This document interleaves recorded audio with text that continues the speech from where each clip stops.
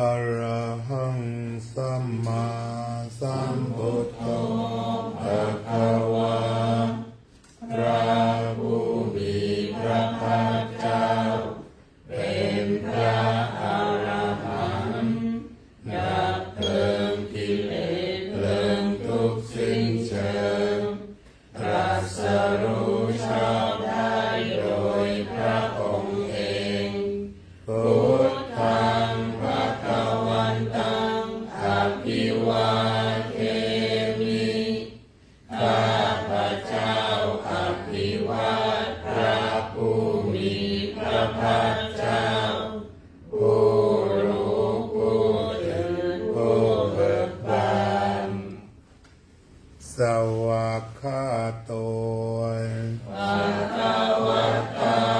ธัมโมพระธรรมเป็นธรรมที่พระผู้มีพระภาคเจ้าตรัสไว้ดีแล้วธัมมังนัมมัสสา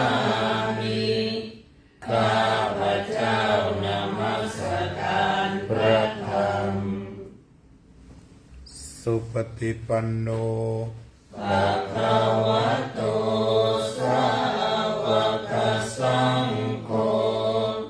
พระสงฆ์สาวกของพระผู้มีพระภาคเจ้าปฏิบัติดีแล้วสังฆังนะมามิข้าพระเจ้านอบน้อมพระสงฆ์ท่านธรรมยังพุทธัสสะภะคะวะโตปุปปะกนมการังกโรวาเสนะโมตัสสะภะคะวะโตขอนอบน้อมแด่พระผู้มีพระภาคเจ้าพระองค์นั้นอะระหะโตซึ่งเป็นผู้ไกลจากกิเลสสัมมาสัมพุทธัสสะตรัสรู้ชอบได้โดยพระองค์เองนะโมตัสสะภะคะวะโตขอนอบน้อมแด่พระผู้มีพระภาคเจ้าพระองค์นั้นอะ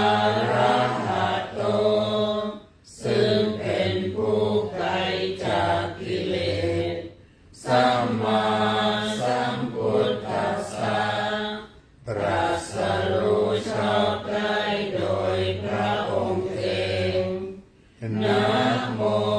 ตัสสะภะคะวะโตขอนอบน้อมแด่พระผู้มีพระภาคเจ้าพระองค์นั้นอะระหะโตซึ่งเป็นผู้ไกลจากกิเลส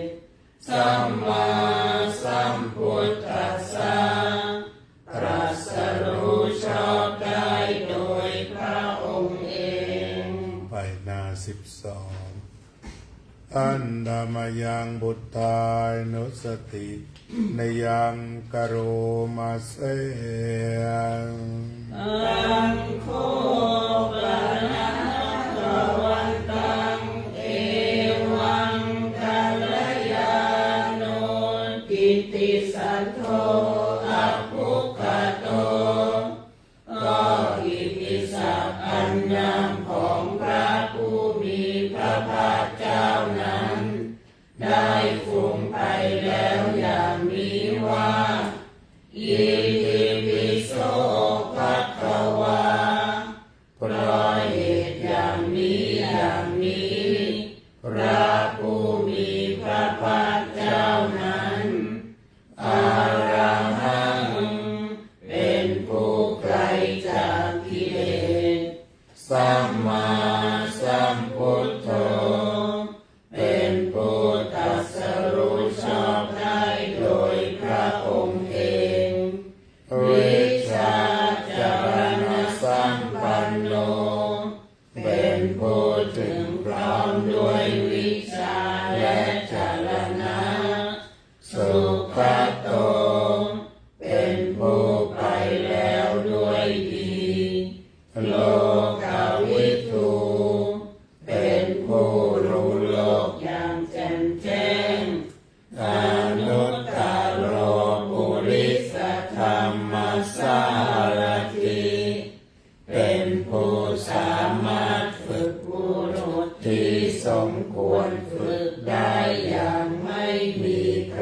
ยิ่งกว่า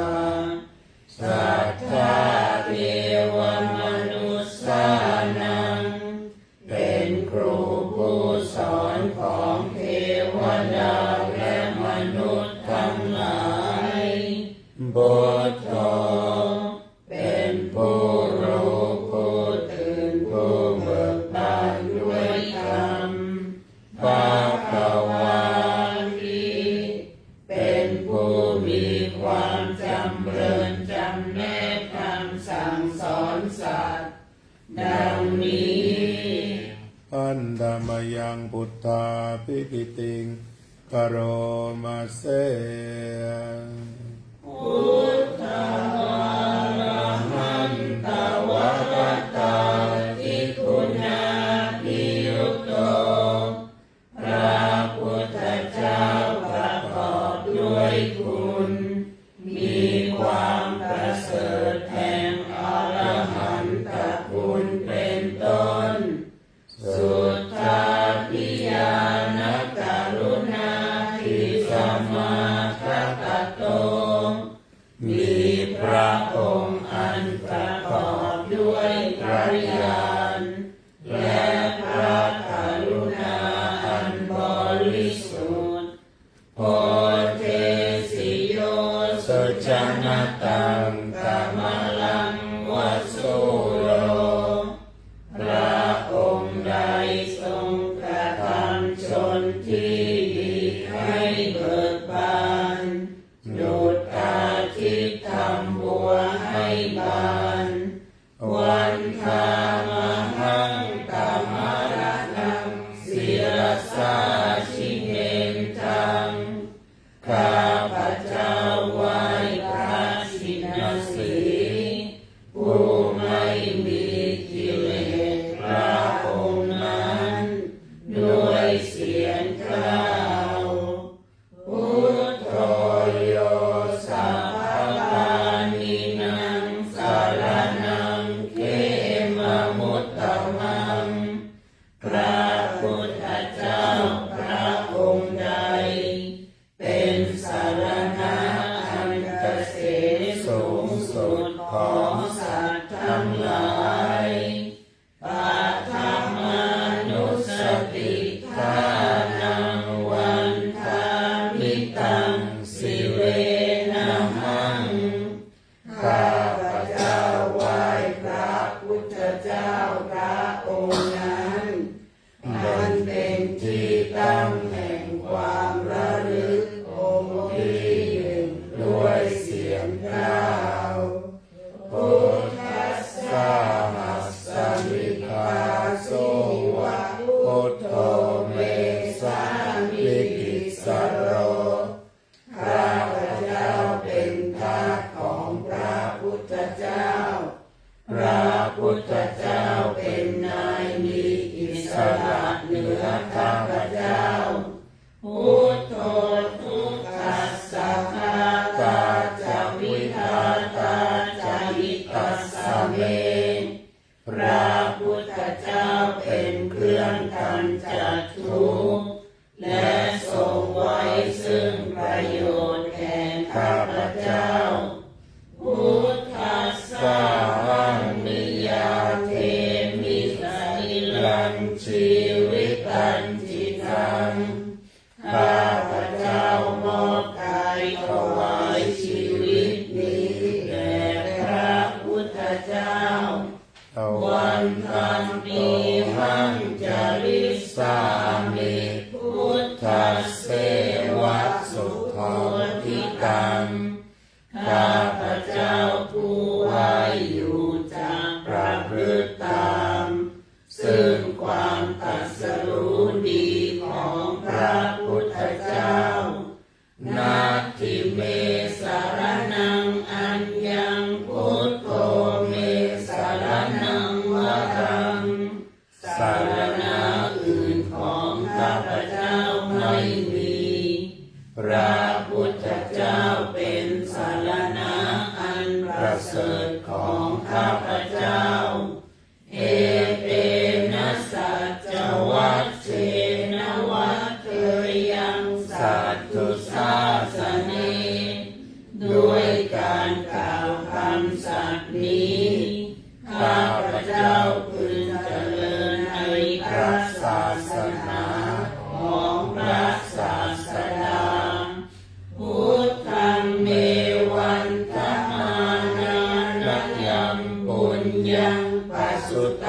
ฏิทาข้าพเจ้าผู้ไหว้อยู่ซึ่งพระพุทธเจ้าได้ขวนขวายบุญใดในบัดนี้สัพเพปิอันตรายาเมมเหสุงตัสสะเตชะสาอันตรายทั้งปวงอย่าได้มีแก่ข้าพเจ้าด้วยเดชแห่งบุญนั้นกายเนวาจายวัจเจตสาวาด้วยกายก็ดีด้วยวาจาก็ดีด้วยใจก็ดีพุทเทกุกัมมังปะกตังมยายังกรรมหน้าติเตียนอันใดที่ข้าพเจ้ากระทำแล้วในพระพุทธเจ้าพุทโธปฏิคันหตุอาจยันตังขอพระพุทธเจ้าจงงดซึ่งโทษล่วงเกินอันนั้นกาลันตะเลสังวริตุงวะพุทเทเพื่อการสำรวมระวังในพระพุทธเจ้าในการต่อไปอันตามยังธัมมานุสตินยังกโรวาเสสวากขาโตภะคะวะตาธัมโมพระธรรมเป็นสิ่งที่พระผู้มีพระภาคเจ้าได้ตรัสไว้ดีแล้วสันทิฏฐิโกเป็นสิ่งที่ผู้ศึกษาและปฏิบัติถึงเห็นได้ด้วยตนเองอากาลิโกเป็นสิ่งที่ปฏิบัติได้และให้ผลได้ไม่จำกัดการเอหิปัสสิโกเป็นสิ่งที่ควรกล่าวกับผู้อื่นว่าท่านจงมาดูเถิดโอปัญญิโกเป็นสิ่งที่ควรน้อมเข้ามาใส่ตัวปัจจตังเวทิตาโพวินโยหิเป็นสิ่งที่ผู้รู้ก็รู้ได้เฉพาะตนดังนี้อันตามยังธัมมาภิกิติงกโรมะเสสวากขาตกาทิคุณโยภวเสนัสสยโยพระธรรมเป็นสิ่งที่ประเสริฐเพราะประกอบด้วยกุลคือความที่พระผู้มีพระภาคเจ้าตรัสไว้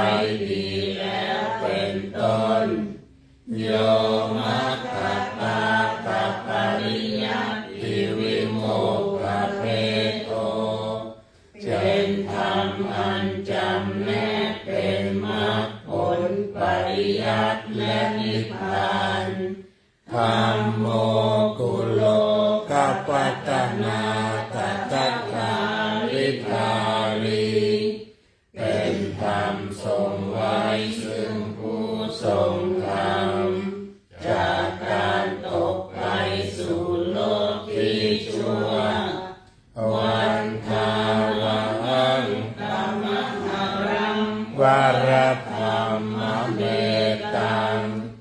ข้าพเจ้าไหว้พระธรรมอันประเสริฐนั้นอันเป็นเครื่องขจัดเสียซึ่งความมืดธัมโมโยสัพพปานินังสรณังเขมมุตตมังพระธรรมใดเป็นสรณะอันเกษมสูงสุดของสั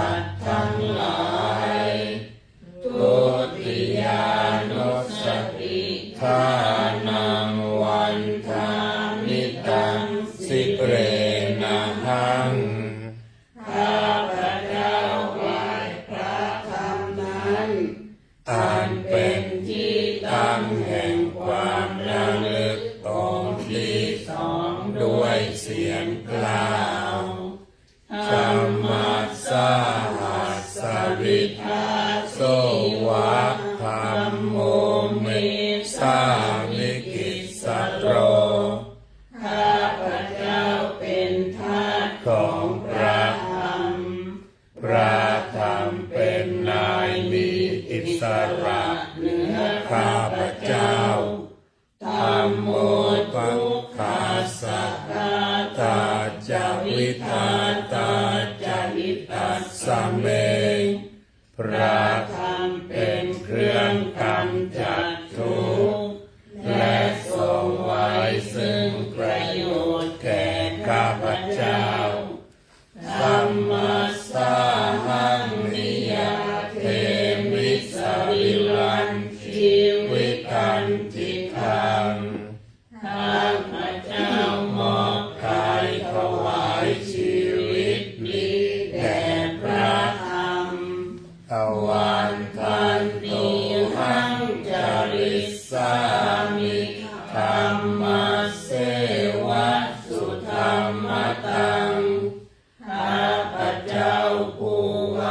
อยู่จะประพฤติตามซึ่งความเป็นธรรมดีของพระธรรมนาทิเมสรณังอัญญังธัมโมเมสรณังวรังสารณะอื่นของข้าพเจ้าไม่มีพระธรรมเป็นสารณะอันประเสริฐของข้าพเจ้าเอเตนะสัจจวัชเชนวัฏฏยังสัตถุสาสเนด้วยการกล่าวคำสัตย์นี้ข้าพเจ้าพึงเจริญในพระศาสนาของพระศาสดาสัมมังเมวันตัมเมนะยังปุญญังปัสสุตังอิทาข้าพเจ้าผู้ไหวอยู่ซึ่งพระธรรมได้คนขวายบุญใดในบัดนี้สัพเพปิอันตรายามิมเหสงตัสสะเต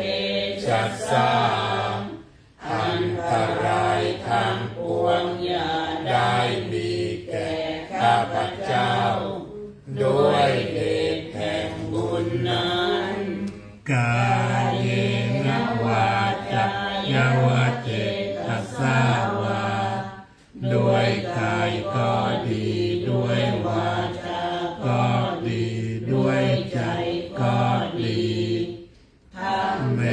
กุกัมมังปะกะตังมัจญายังกรรมหน้าติเตียนอันใดข้าพเจ้ากระทำแล้วในพระธรรมธัมโมปฏิคันหาตุอัจจยันตังขอพระธรรมจงหมดซึ่งโทษล่วงเกินอันนั้นกาลันตะเรสังวริตุงวาสัมเพเพื่อการสำรวมระวังในพระธรรมในการต่อไปอันธรรมยังสังขานุสตินยังกะโรมะเสสุ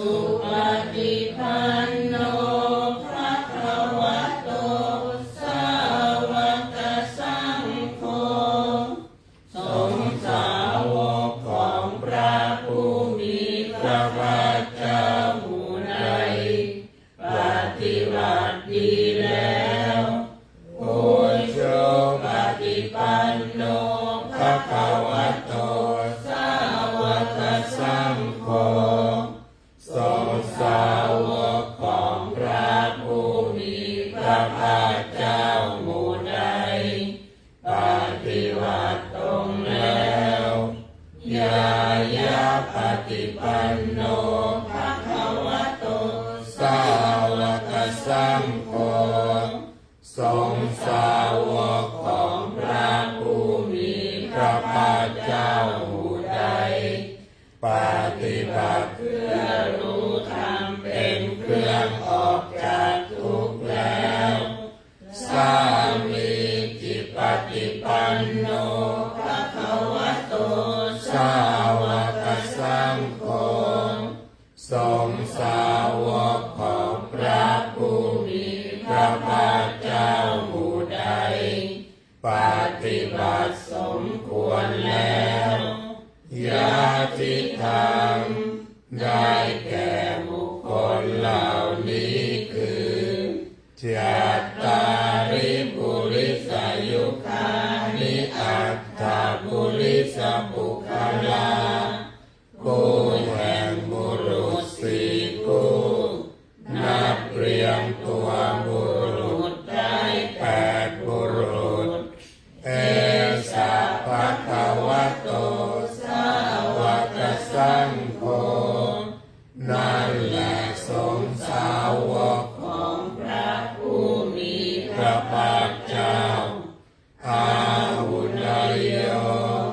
เป็นสมควรแก่สักการะที่เขานำมาบูชาปาหุนายโย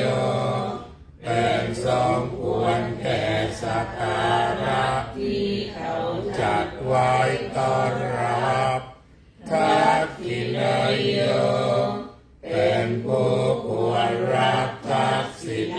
ทานอัญชลิการณิโยเป็นผู้ที่บุคคลทั่วไปควรทำอัญชลีอนุตตรังบุญญาเขตังโลตัสสาติเป็นเนื้อนาบุญของโลกไม่มีนาบุญอื่นยิ่งกว่าดังนี้หันธรรมยังสังฆาปิกิติงกโรมาเสสัทธัมมัสสุสุปฏิปันนิคุณาภิยุตโตพระสงฆ์ที่เกิดโดยพระสัทธรรมประกอบด้วยคุณมีความปฏิบัติดีเป็นต้นโยคะภิกขุอริยบุคคลสังฆเสโฆเป็นหมู่แห่งพระอริยบุคคลอันประเสริฐแปดจำพวกศี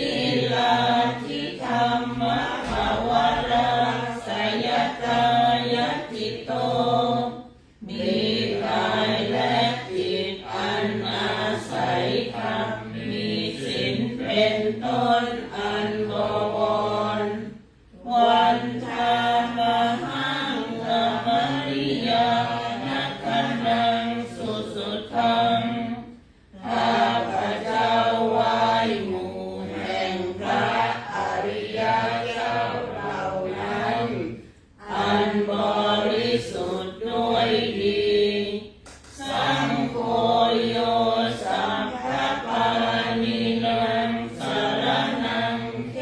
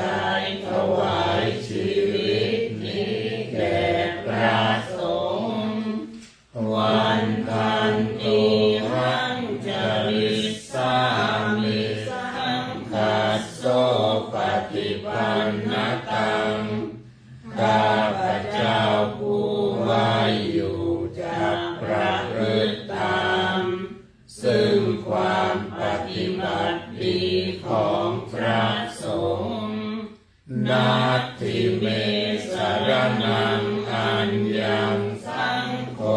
เมสรณังวรังสารณะอื่นของข้าพเจ้าไม่มีพระสงฆ์เป็นสารณะอันประเสริฐของข้าพเจ้าเอเตนะสัจวัตเชนวัตเถยังสัตตุสาสเนด้วยการกล่าวคำสัตย์นี้ข้าพเจ้าพึงเจริญในพระศาสนาของพระศาสดาสังฆังเมวันทมาเนยังปุญญังปสุตังอิทาข้าพเจ้าผู้ไหว้อยู่ซึ่งพระสงฆ์ได้ขวนขวายบุญใดในบัดนี้สัพเพปิอันตรายามิมาเกสุงตัสสะเตจัสสาอันตรายทั้งปวงอย่าได้มีแก่ข้าพเจ้าด้วยเดชแห่งบุญนั้นกายเยนะวาจายวัจเจตสาวาด้วยกายก็ดีด้วยวาจาก็ดีด้วยใจก็ดีสังเคปุกัมมังปะกตังมัจญายังกรรมหน้าติเตียนอันใดที่ข้าพเจ้ากระทำแล้วในพระสงฆ์สังโฆปฏิคันหตุอาจยันตังขอพระสงฆ์จงงดซึ่งโทษล่วงเกินอันนั้นกาลันตะเรสังวริตุงวัสสังเคเพื่อการสำรวมระวังในพระสงฆ์ในการต่อไปเปิดไปหน้า24สวดบทพิเศษสักบทหนึ่งระลึกถึงท่านจรินทร์ อันดามยังเขมาเขมะสรณทีปิกคาทาโยพนามาเสปาโอเวสรณังยันติปาปาตานินานิจาอารามาลุกขเจตยานิมนุสสาพยังตัจจิตามนุษย์เป็นอันมากเมื่อเกิดมีภัยคุกคามแล้วก็ถือเอาภูเขาบ้างป่าไม้บ้างอารามและลูกขเจดีย์บ้างเป็นสรณะเนตังโคสรณังเขมังเนตังสรณมุตตมังเนตังสรณมาคัมมาสัพพะทุกขาปมุจจตินั่นมีใจสรณะอันเกษมเลยนั่นมีใจสรณะอันสูงสุดเขาอาศัยสรณะนั้นแล้วย่อมไม่พ้นจากทุกข์ทั้งปวงได้โยจะพุทธันจะธัมมัญจะสังฆันจะสรณังคโตจัตตาริอริยสัจจานิสัมมาปัญญายปัสสติส่วนผู้ใด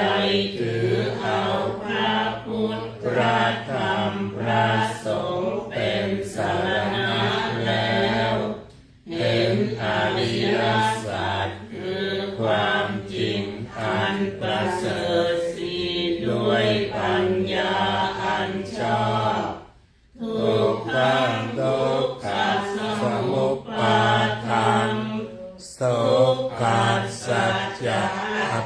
กามัง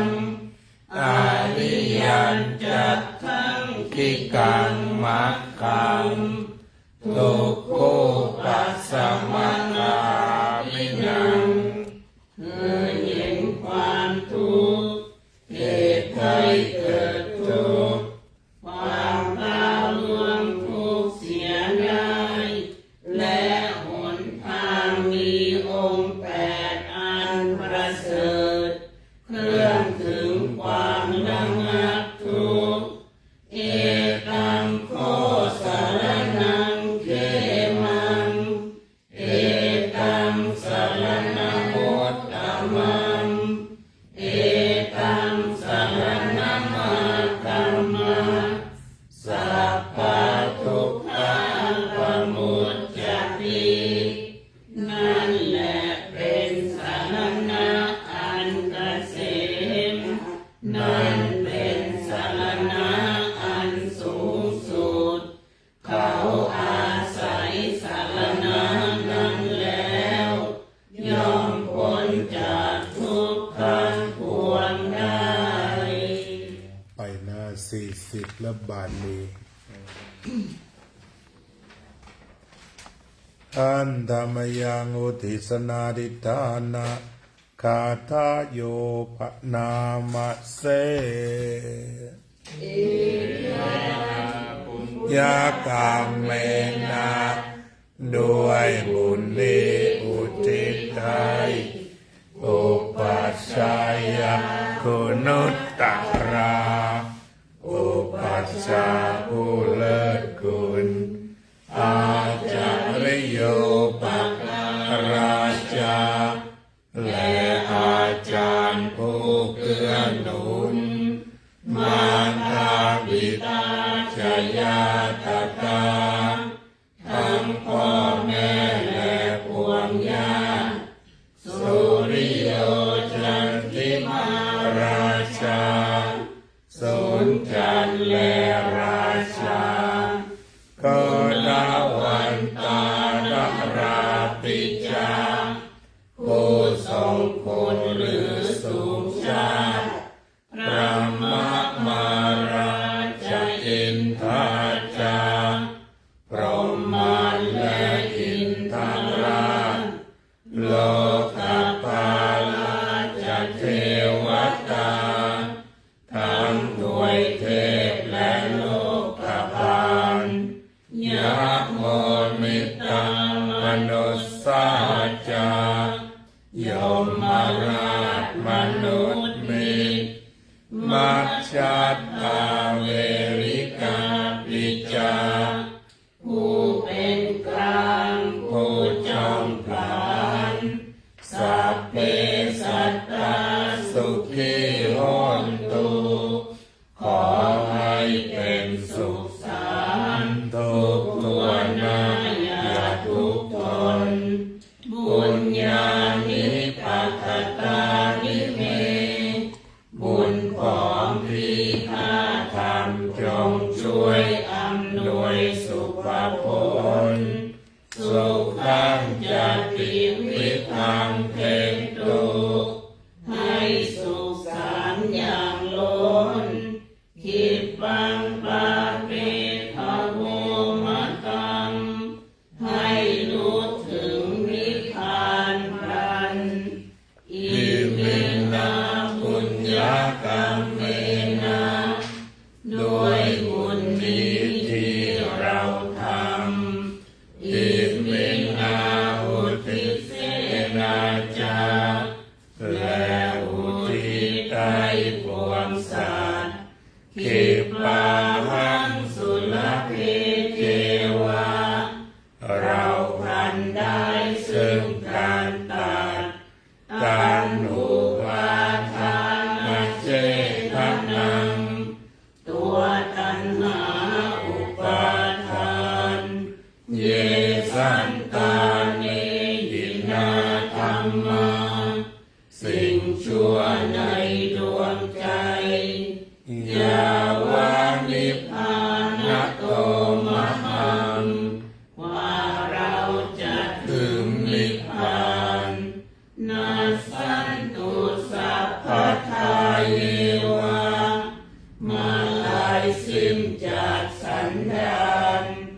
ยัตถาชาโตภเวภเวทุกทุกภพที่เราเกิดอุชุจิตตังสติปัญญา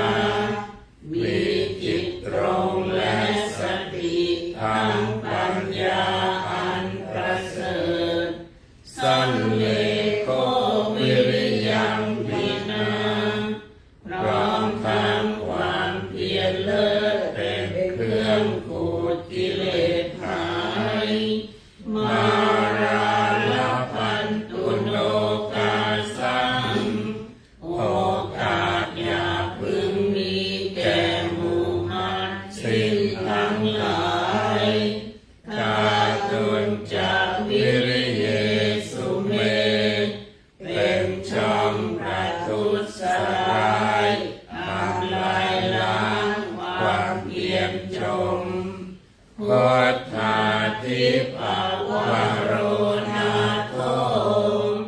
พระพุทธภูมิวนาธัมโมนาโถวรุตตโม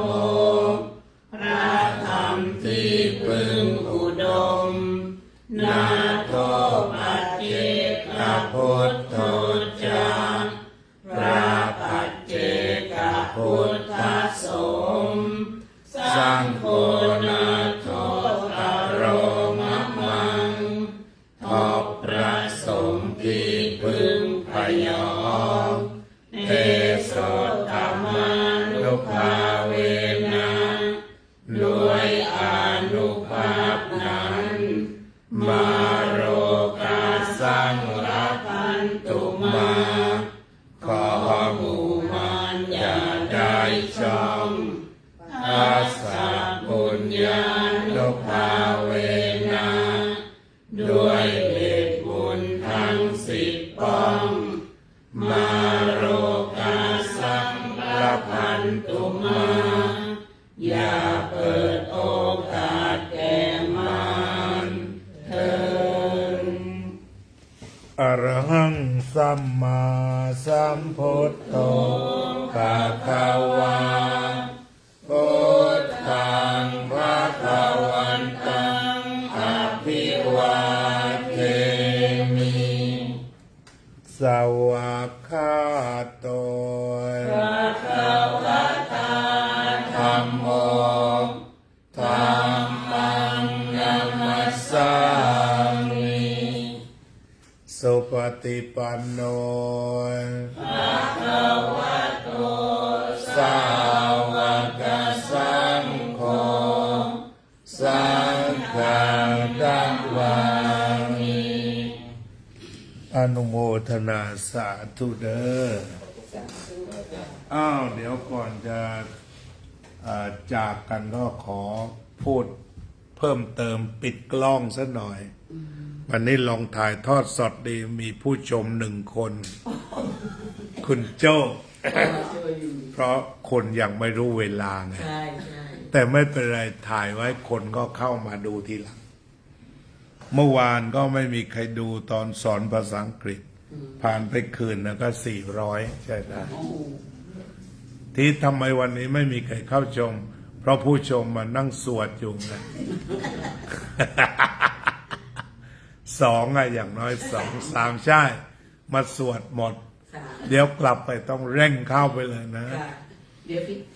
ทีนี้วันนี้ก็เป็นเสียงสวดอย่างอุบาสกอุบาสิกา ผู้ถวายภัตตาหารเมนมาหลาย10 ปี เกือบ2 ทศวรรษในวันพุธวันนี้ก็ได้อยู่พร้อมหน้ากันอีก ขาดบ้างบางท่าน แต่ก็ระลึกถึง แล้วก็ได้รวมตัวกันทำวัดสวดมนต์มันก็มีแนวคิดอยู่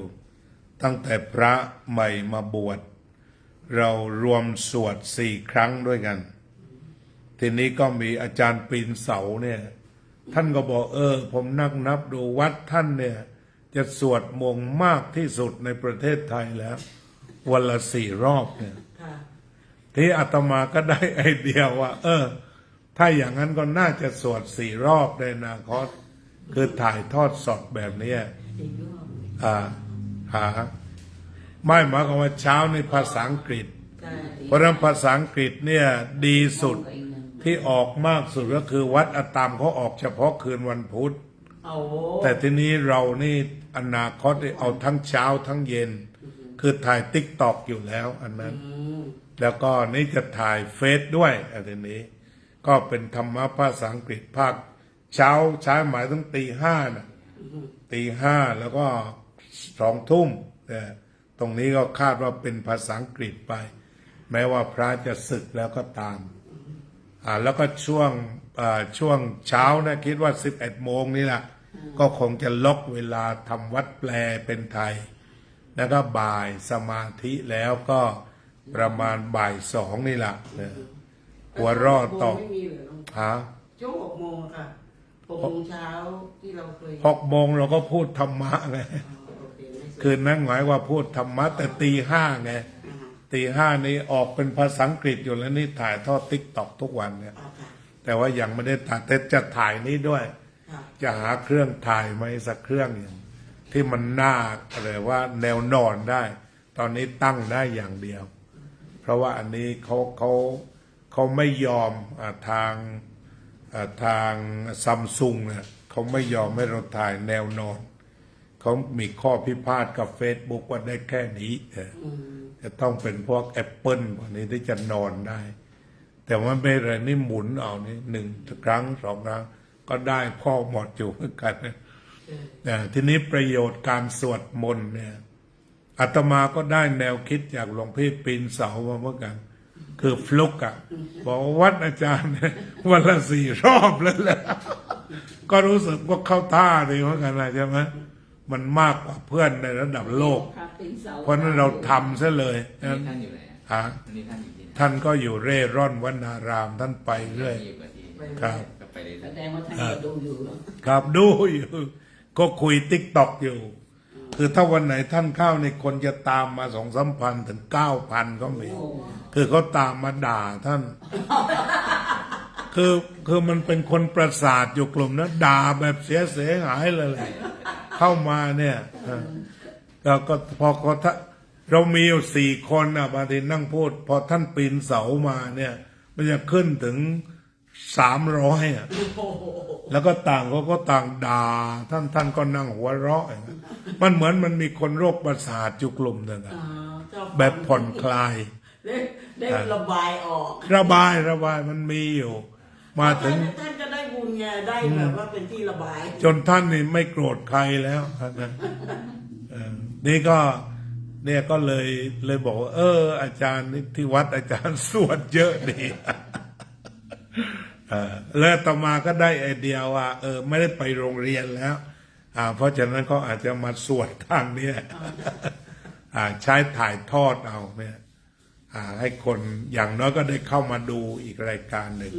ส่วนบรรยายธรรมก็จะปกติทีนี้การสวดนี่มันก็ดีเหมือนกัน เราได้สามัคคีกัน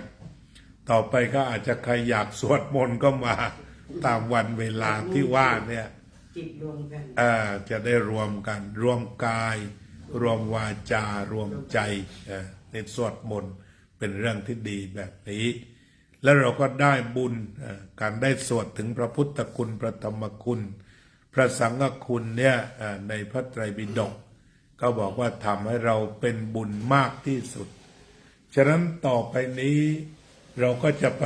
เน้นตอบโจทย์ในทางสังคมอีกส่วนหนึ่งว่า นอกจากเราจะมีอามิสทาน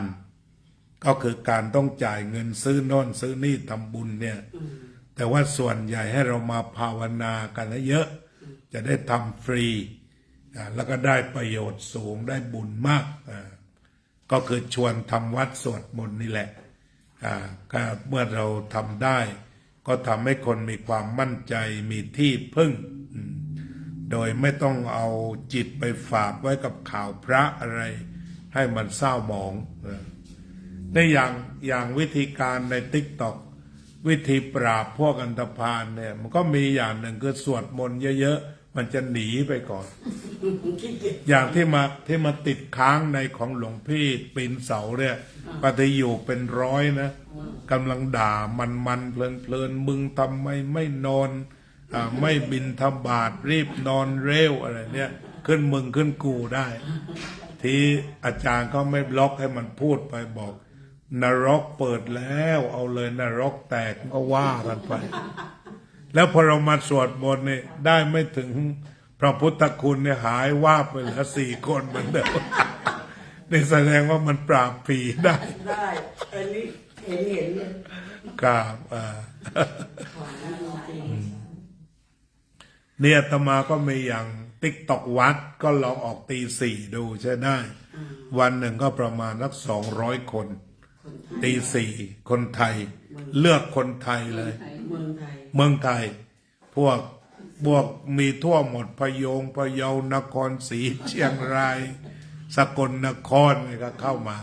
ประมาณชั่วโมงเดียวคือ200 คน ประเทศไทยเป็นกลางวันเนี่ย ใช่ก็กำลังพลบค่ำพอดี กำลัง 6 โมงเย็นเรามาทำวัด ส่วนมากก็ทำวัดตรงนั้น ก็ดีส่วนมากคนที่เข้ามาก็ล้วนเป็นคนดีส่วนใหญ่แล้วก็ส่วนพอเราทำวัดเสร็จแล้วเขาก็ได้สบายใจที่นี้ ถ้าเรามองถึงความดีของสื่ออันนี้เช่นว่าเราออกTikTokเนี่ยวันนี้ก็500 กว่าตั้งแต่เช้าตั้งแต่เริ่มสอนคลาสพระเนี่ยจนมาปิด500 กว่าคนฉะนั้นถ้าเรามองถึงตัวธรรมะที่แผ่ไปเนี่ยวัดของเรามีแค่นี้คนมา10 คนแต่มันกระจายไปทั่วโลกอีก500 คนเพราะฉะนั้นเราจึงไม่ต้องคิดโครงการทำโบสถ์ขนาดใหญ่ ใช่ ชนิด16 ล้านบรรจุคน300ก็นิดเดียวแต่ถ้าเราใช้สื่อออกแป๊บเดียวก็เกิน300นิมนต์หลวงพี่ปีนเสามา10 นาทีก็เข้า300แล้ว เดี๋ยววันมาบ่อย ท่านก็มาเข้ามา เพราะว่าอาจารย์เนี่ยอาจารย์นี่เอ็นดูท่านที่หลายคนท่านบอกว่าอยากให้มาเพราะอาจารย์พลอยเสียไปด้วยเขาก็ด่าอาจารย์ด้วยแหละพระองค์นั้นศีลเสมอกันเลยก็ว่า มันพบกันได้ ที่เราก็บอกมันก็ไม่มีใครกูกะแก่แล้วนี่ก็เหลือแต่ฉันนะให้โลกนี้มันมีคนดีคนที่รักคนอื่นอยู่บ้าง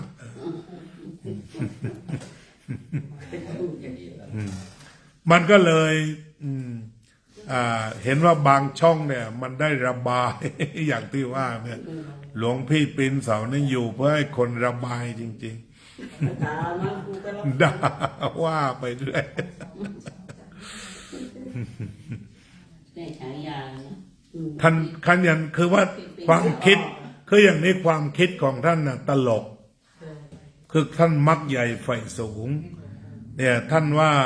ที่ปีนเสาเนี่ยพอดีท่านติดหนี้เกี่ยวกับเสาอากาศอยู่ซึ่งไปเช่าเขาแล้วก็ไปซื้อที่ดินท่านโดนต้มไปเป็นล้านทีท่านก็ไปแจ้งหมดแล้วทุกแห่งก็ไม่มีใครทำก็เลยมาปีนเสาอยู่หน้าสภาเพื่อให้เด่นว่าท่านน่ะโดนต้มมาเป็นล้าน ประท้วง แต่ที่เงินเสียไปแล้วมันไม่ได้ของมานะตอนนี้ท่านไปทำเสาอากาศอย่างนั้น ประท้วง นอกจากประท้วงแล้วเรียรายด้วย ว่าพอจะเอาเงินไปใช้หนี่ไอ้ความเป็นมาแล้วนะเลยเขาเรียกว่าหลวงพี่ปีนเสาไง แล้วก็ตอนนั้นมาช่อง3รู้สึกว่าลูกศิษย์ท่านอะไรมาเตะท่านทีหนึ่งเหมือนกัน ตอนมาออกโหนกระแสนะลูกศิษย์ของพระวินยาธิการที่นครปฐมว่ามาเตะท่านทีรู้สึกว่าอาจารย์เบียร์จะให้ตังค์ท่าน3,000ค่าโดนเตะ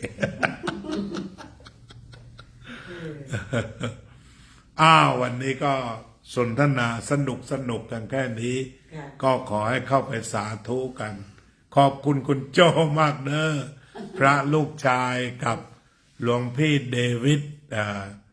โยมจุไรนิมนต์ไปทัศนศึกษาลอสแองเจลิสเดอร์เดี๋ยวจะดูว่าลูกชายหายไปไหน พอเล่นนอน เรียบร้อยจ้า จะสาธุ ดี๋ยวไปติดตามดู อ้าวอาจารย์นรินทร์เตรียมตัวเดินทาง